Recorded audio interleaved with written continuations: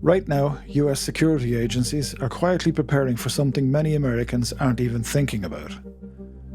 While Iran is at present retaliating by conventional means in the Gulf, they might employ unconventional means to strike elsewhere. And that attack might not happen overseas. It could be a homeland attack happening inside the United States. And what makes this even more unsettling is that Iran has already carried out operations on American soil before.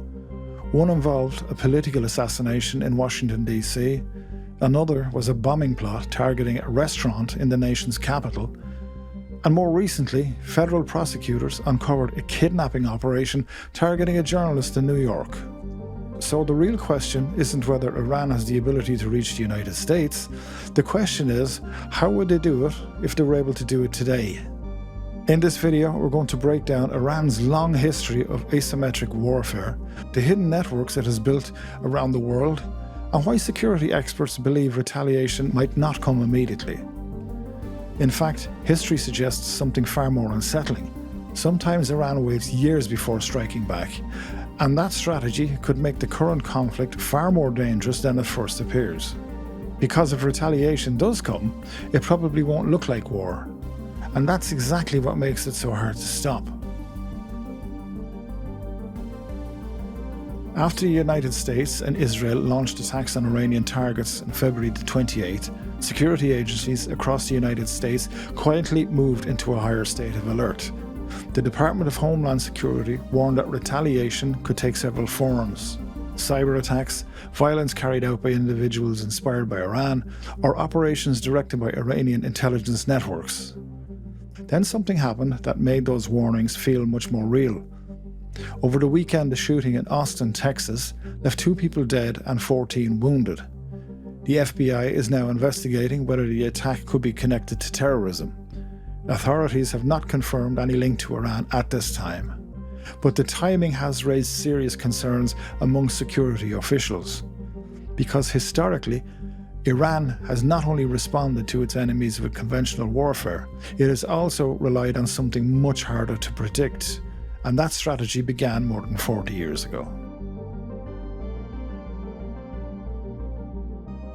In November 1979, during the chaos of the Iranian Revolution, a group of militant students stormed the United States Embassy in Tehran. 42 American diplomats were taken hostage. For the next 444 days, the crisis dominated global headlines. The United States, the world's most powerful nation, was forced to negotiate with a revolutionary government that had only just come to power. But the hostage crisis was more than a political spectacle. It revealed something important about how Iran intended to confront its enemies. Rather than relying solely on military strength, Iran would use unconventional tactics to pressure its opponents. And over the next 2 decades, that strategy became increasingly violent.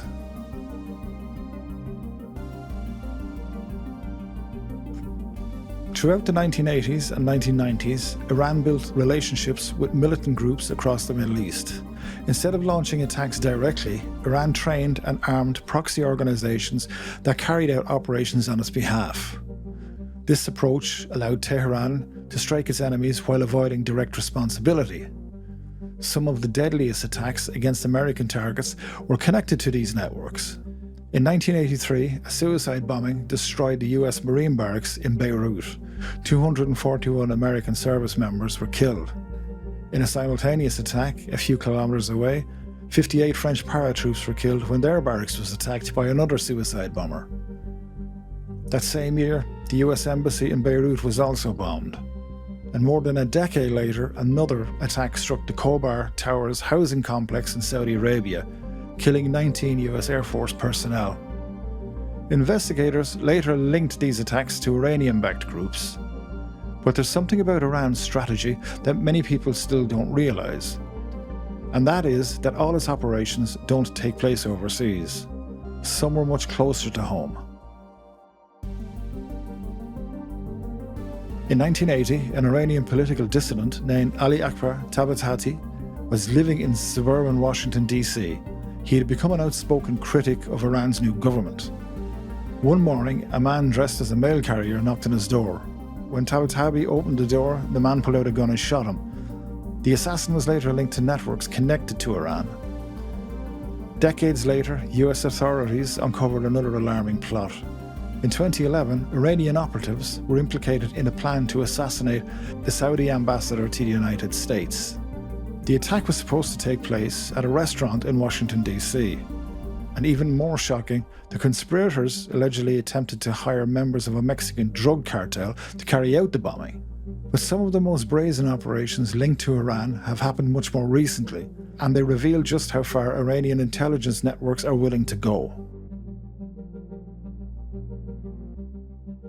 One of the most prominent targets of Iranian intelligence has been journalist Masih Alinejad. Alinejad has been an outspoken critic of the Iranian government. In 2022, US prosecutors revealed that Iranian operatives had planned to kidnap her from her home in Brooklyn and transport her back to Iran. The plan involved surveillance teams, safe houses, and coordinated logistics. Then in 2024, a man armed with a loaded AK-47 was arrested while attempting to break into her home. According to prosecutors, Iranian operatives had also attempted to recruit criminal groups, including Russian mobsters and Mexican cartel hitmen, to target dissidents abroad. This raises an important question. If Iran is willing to carry out operations like this during peacetime, what might it do during an active war? Experts say that retaliation from Iran is unlikely to use only conventional military attacks. Instead, Iran could rely on asymmetric warfare. Cyber attacks are one of the biggest concerns. Iranian hacker groups have already targeted American institutions in the past. One group, known as Charming Kitten, which is an Iranian government cyber warfare group, have in the past infiltrated the computers of journalists, academics, and government officials. And cybersecurity experts believe Iran's capabilities have improved significantly since then. But cyber attacks may only be a part of the threat. Sleeper agents, proxy organizations, or individuals inspired by Iranian propaganda could also carry out attacks independently, which makes the threat extremely difficult for intelligence agencies to detect ahead of time. This is also compounded by the Trump administration directing DHS to focus more on illegal immigration operations than on counterterrorism. This shift in resourcing has introduced a key question about the agency's ability to fulfill its counterterrorism role at this time of an unexpected crisis. But there's one more detail that security experts say make Iran particularly dangerous. Iran doesn't always retaliate immediately. Sometimes it waits years. A clear example happened in 1982. After Israel assassinated Hezbollah leader Abbas al-Musawi, militants linked to Iran bombed the Israeli embassy in Buenos Aires. But the retaliation didn't stop there. 2 years later, another bombing struck a Jewish community centre in the same city. 85 people were killed.